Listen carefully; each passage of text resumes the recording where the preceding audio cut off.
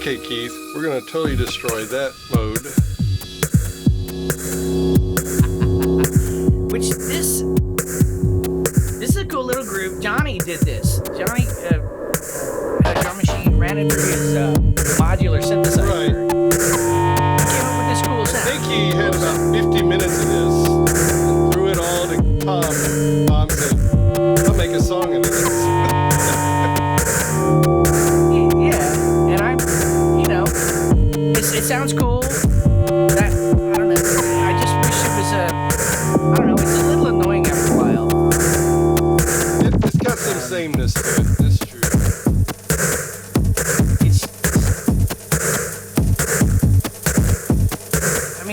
I understand what they're doing intellectually because I've just now started to get into modular synthesis, so I appreciate all the kind of audio processing that you can do with the modular synthesizing is amazing.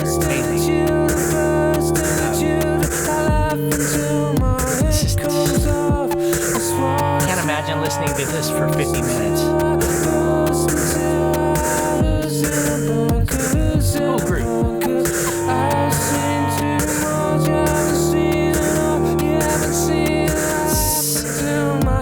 So here's a case when I'm wanting to look at the lyrics and try to figure out what he's saying.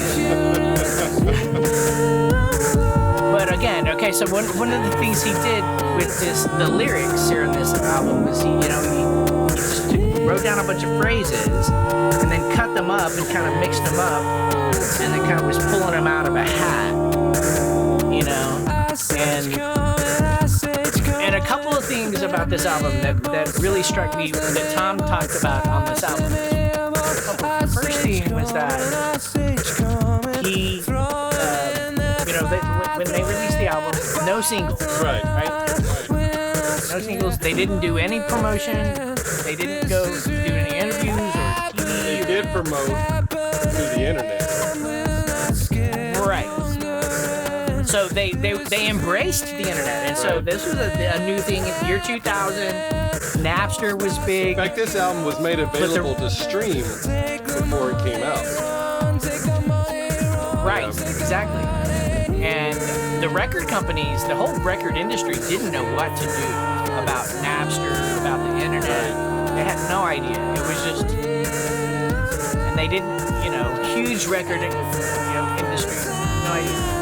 So, anyway, so what Tom said was that, we didn't release any singles because we want people to listen to the entire album. We want this to be, the album is the entity, right?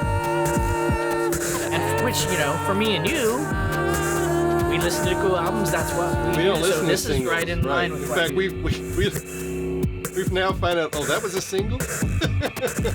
Right. Right, exactly. Oh, you mean that? Really? I didn't know that. So he said kind of two things that really strike me. One, that this is, take the album as a whole. Right.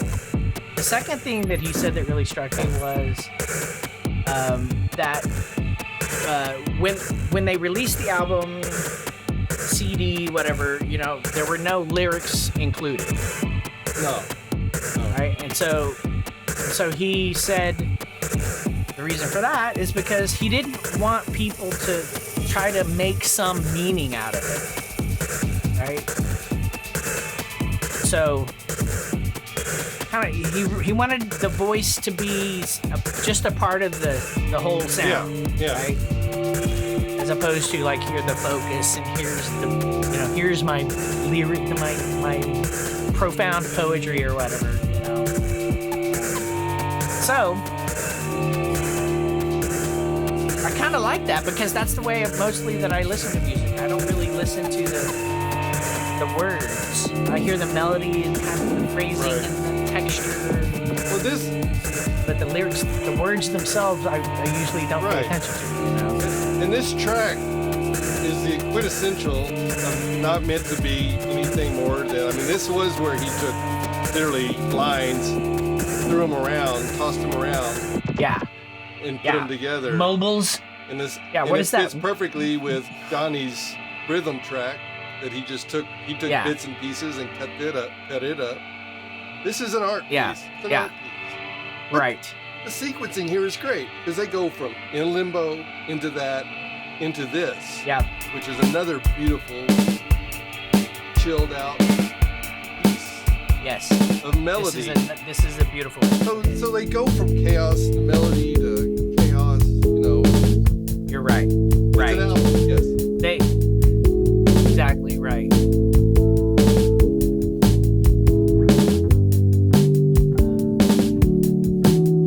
I don't see any credit for the keyboards on this, but I think mostly it was probably on the keyboard piano. Morning Bell.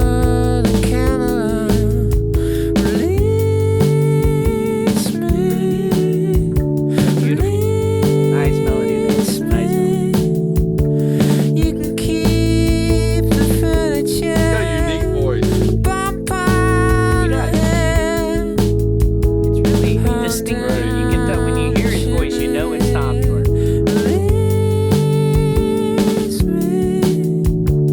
The bass line. Oh yeah.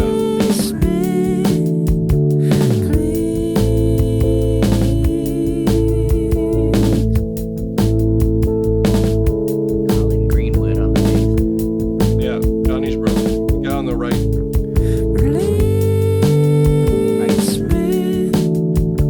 And Johnny is the lifeguard. Colin is. Where'd you park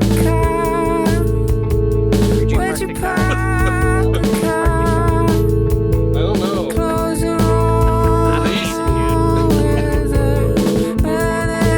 Clothes are on the lawn with the furniture.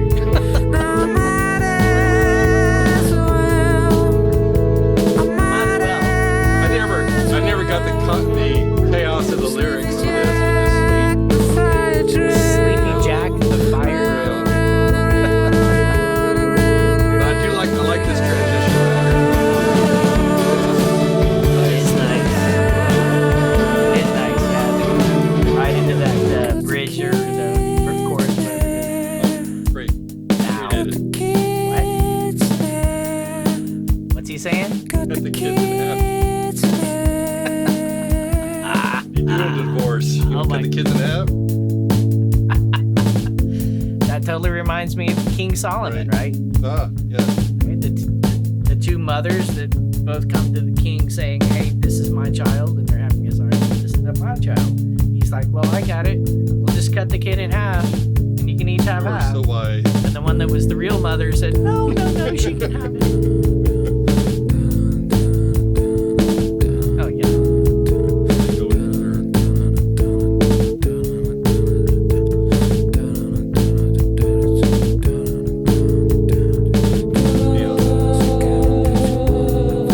Yes, that's real good.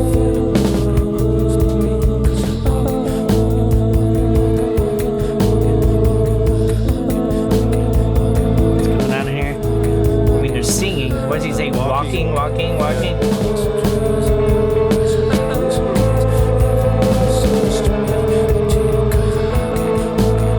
I think there's a guitar. The guitar. Yeah. There is the little plucking guitar on the right channel. Right. But then, nice little breakdown.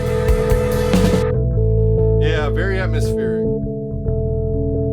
Yeah, and then the drummer just stops. Colin keeps thumping on the bass, breaking it down. Yeah, so you can see how live that they would use this kind of as a starting point, Right. you know, and then you can see kind of right what they were doing at the end there after the singing. Oh well, here let me do this on the keyboard and see what that does. Let me do this on this guitar and see what that does. Let's twist some effects and see what that does. You know. I think Kinda they got cool. away from being the rock band They got into being more sound Yeah, tweakers, you yeah. know, which is that's a freaking cool thing. I just love the experimental spirit there. And it's like they're writing music for pictures. You know, and Johnny went on to do soundtrack work later Oh, really? on. Yeah. Well, I mean, he was classically Right. trained, right? He'd actually hit one of his favorite composers, Oliver Messiaen, Oh, yes. right? Kind of from the early 2000s or mid 2000s. I'm sorry, 20th century. And that string ensemble modern- that they used played Messiaen. That was part of their repertoire. Exactly right. And Johnny, I think that's how they knew each other. Yeah. Probably. Johnny probably went to their concerts and stuff. Red wine. So this is Tom. I think he wrote this pretty early in their. Oh, like, right. even before I have- Pablo Honey. I have that it was written the same day as Creep. This would not have fit on Pablo Honey. No. That sounds like a, what is it, a harmonium or something? What it sounds like. Right, the little pump organ.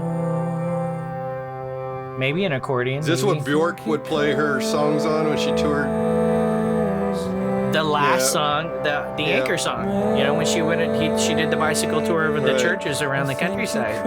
This is kind of what there's a. I need to see if I can find that and put it on our Bjork playlist. Harmonium or the little pump Right. organ. Yeah. Ah, sweet. Nice. Part. Kind of this is the sort of the pearly gates. This is sort of what I'm right. We were in limbo a couple of songs ago. Now we're in heaven. Sort of. I mean, you know, I think Tom is still trying to deal with craziness.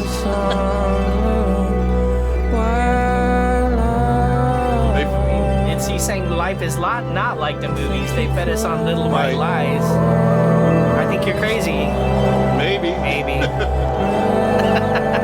And then choir, you know, the opera singers, pearly gates are opening up, and then Tom's like, "Oh wait, should I walk through those pearly gates And or the not?" last line fits your theme. Oh.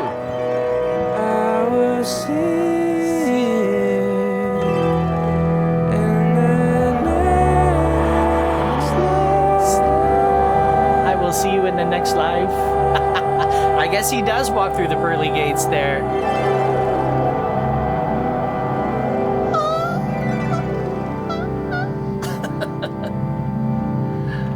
This is a crazy making album, man. There's so many contradictions and Insanity. which makes it really sounds like insanity. Yes. right, because that really makes it a rich. I think just adds layers. 1 to- minute you're at peace, and the next minute your mind's getting blown. and so you can really never quite get your bearings. You know, you get onto something cool, and then it changes, and then Well, that's a nice ending so- track, Keith. well, hold What do you on, mean? man. According to what I'm looking at, we're still in the middle of this track. So we So have a we- history of hidden tracks, you know, that we love when bands do this kind of thing. We do. You said So a big one is the, the Beatles doing Her Majesty, right, which I wasn't on the aware end of. of Abbey Road. Right. In fact, it was the last The very last Beatles song that people heard. be released Right. or whatever. Yeah. And the That's cool. Clash Didn't realize that. had a hidden track on London Calling called Train in Vain. London- And that happened Train in because it was a last minute song and they had already published all pressed the You're right. album, the jackets and sleeves and Right. stuff. So here we go. What that was like a minute of Right. silence, and now we get a little. orchestral tuning. And this is like the afterlife, right? Dude, I mean, I've had near-death experiences, and this is a lot like what it feels like right here. I mean, honestly. So I love it. I just think there that... sample and hold in heaven? What it sounds like. Right. To me, it sounds like it could be a sample and hold filter. It's kind of an infinite reverb or infinite Right. reverb on a sample and hold or something like that. Yeah. I think infinity in beauty is kind of, forever in beauty is kind of the implication there, but we're still actually in the song. No, we're not. Yes, we are. Well, I think bands ought to do this at. more often at the end of albums. Put some silence so you can really sit there for, because now we have our playlist and things are going right to the next track and everything. I think having a silence like this is great. Well, the earlier today. So today I had a crazy day. It was just a couple of classes, meetings, the students, and whining and blah blah blah. Dude, when all that was over, I was just, I was done. I went up and took a nap, and I put this album. Yeah. On. And by default, when I put on music, it loops, right? So the album was on loop. So I put on the album. Listen to the first, the cool Prophet 5 chords at the beginning of everything in its right place, and boom, was immediately out. And then I woke up at probably about this point of the album is when I woke up. Because I was like, well, it was like too quiet. I was like, wait. I was like, it sure has been quiet for a long time. Silence. Yes. What's Silence wrong? will get your attention. I always thought. It made me anxious. You're watching TV. What catches my attention are like commercials or something that are just real quiet. That gets your attention. Yeah, that's the. Because. That is the. Or like I'll be watching TV with my wife in bed, and then she'll fall asleep. So I'll turn the TV off, and she wakes up going, "What's going on?" Wait, what happened? Why is it quiet? What? And what is that? There's that new kind of new, probably a few years old now, but the AMDR or the whispering EMDR where whisper. They take the therapy. They take the little paper and they'll crumple it up on the next to the microphone. It's like that kind of stuff drives me crazy. It's like no. Well, turn that off. Apparently silence here just drove you nuts. I don't know what the deal is. Maybe I have an aversion to too much peace or something. It's really weird, man. I don't know. This album, to me, this album is sort of a statement about that. It's I think with Tom, he was dealing with this anxiety and the crazy making, and he was working on therapy and trying to manage it.